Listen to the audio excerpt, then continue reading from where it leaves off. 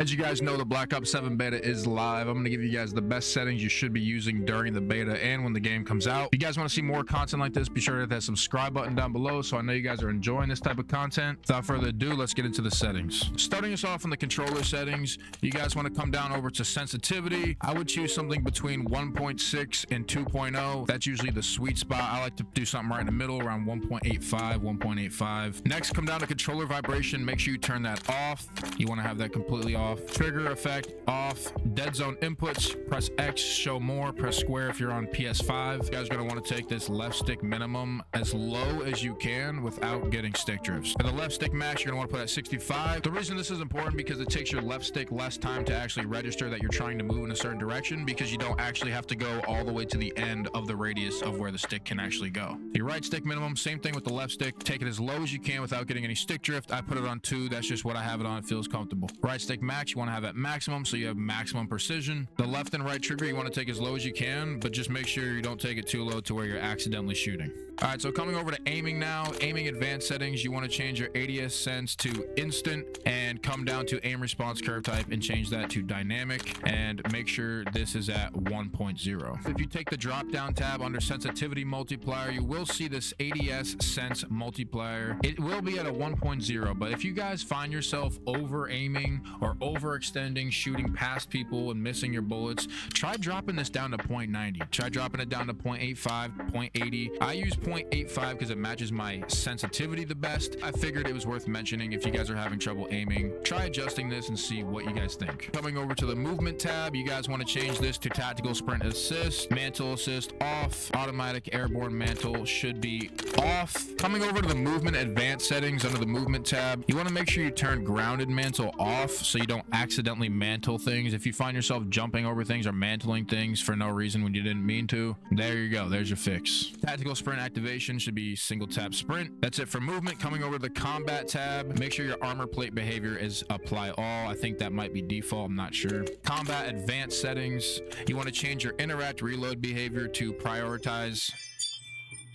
God, dude. Coming down to the combat advanced settings, you guys want to change this interact reload behavior to prioritize interact. This way, when you pick up a gun on the ground, all you have to do is press X to pick it up. You're not going to actually have to hold X to pick up the gun. The reason this is important is because mid gunfight, if you run out of ammo and there's a gun on the ground, you can just press one single button. I press square and I have another gun in my hand instantly with ammo, which is a lot quicker than reloading for 3-4 seconds. You might have to get used to this if you haven't used it before, but I promise if you get used to it, it's going to change your gameplay for sure.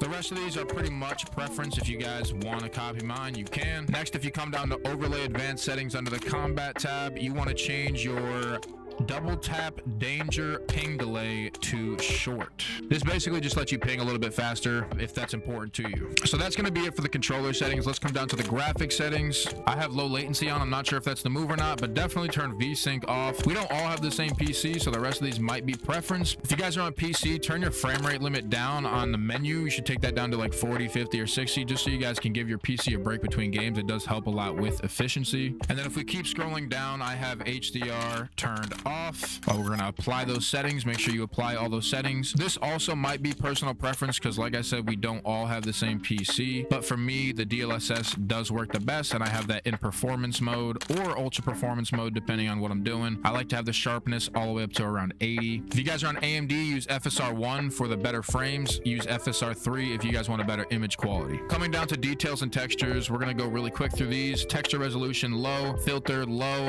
depth of field off, detail quality low, particle resolution low, bullet impacts on, persistent effects off, shader quality low, demand texture streaming minimal, local texture streaming low, shader quality very low, screen space shadows off, occlusion off, screen space reflections off, static reflection low, terrain quality low, volumetric quality low, deferred physics quality low, weather grid off, water quality I put on water caustics because it looks nice, but you could just turn it off and get better frames. I'm honestly probably going to do that, actually. I'm not gonna lie.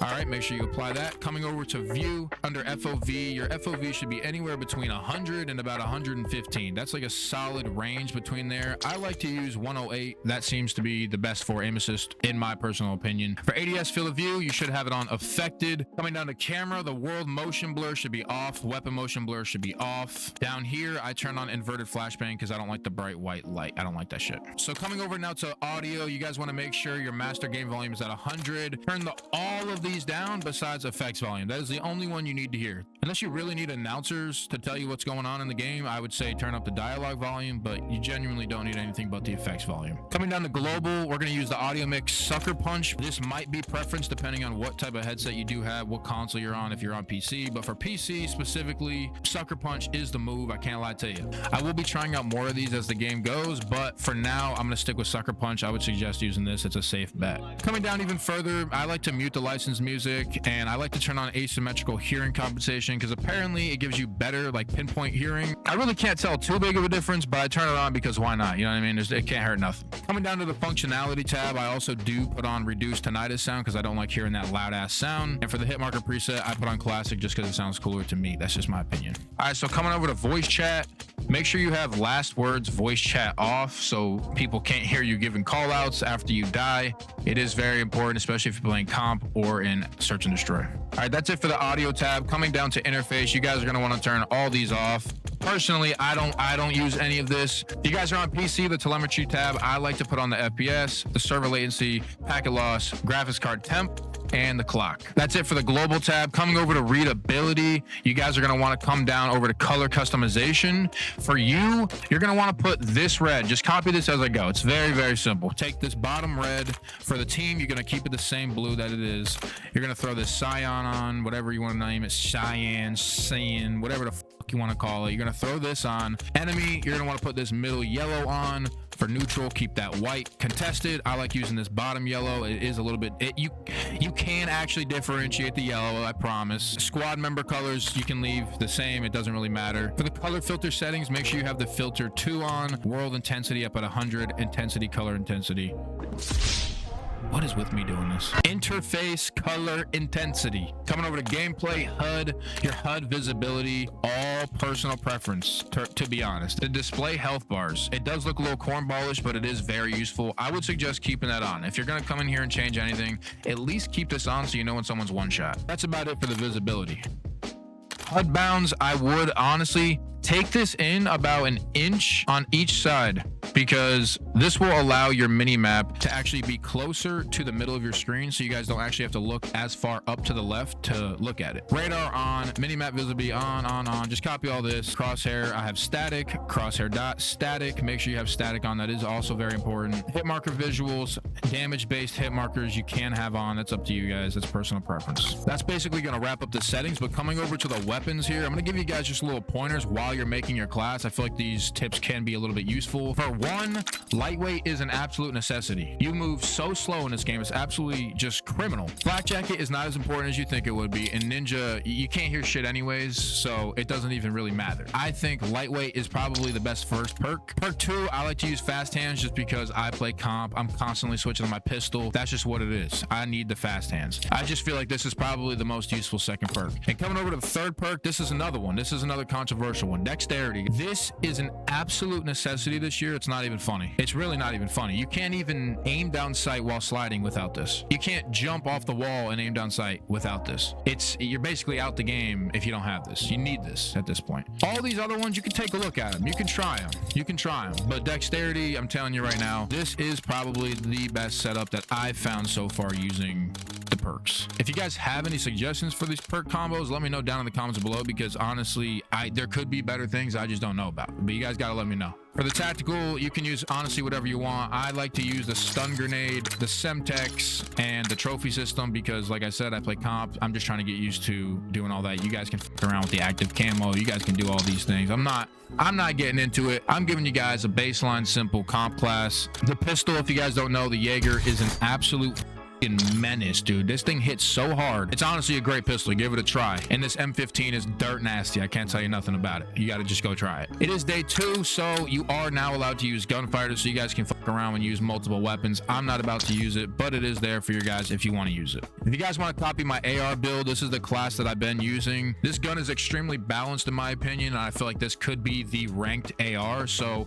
I'm getting used to it as much as I can. They usually throw one of the starting beginner ARs in ranked play anyways, and this seems to be the most viable in my opinion for ranked play. But throw this class on. Let me know what you guys think of it down below. Like I said, if you have any suggestions, throw it down below in the comments. I want to try out people's builds. And if you guys are SMG players, the Dravik is literally the best SMG in the game. It's not going to be in ranked play. There's no way. This thing is going to be GA'd for sure. Once I rank it up a little more, I'll make a YouTube short on the best build for it, because I do already have a build for it from one of my boys, but I don't have it leveled up enough to actually build it for you guys here. And I'm not giving you guys any sniper builds or shotgun builds or nothing like that, because I'm not encouraging that madness. You guys should try out the MAA1. It is a little bit noob like this year though, I can't lie to you. All you gotta do is hold the right trigger down and it keeps on shooting. It's not true semi. It's not true semi like it was. I'm a little bit disappointed with that, but overall this game has been pretty enjoyable so far. I have enjoyed the game. It has been pretty fun. Make sure you do get to level 20 before the end of this beta, because you will be able to get this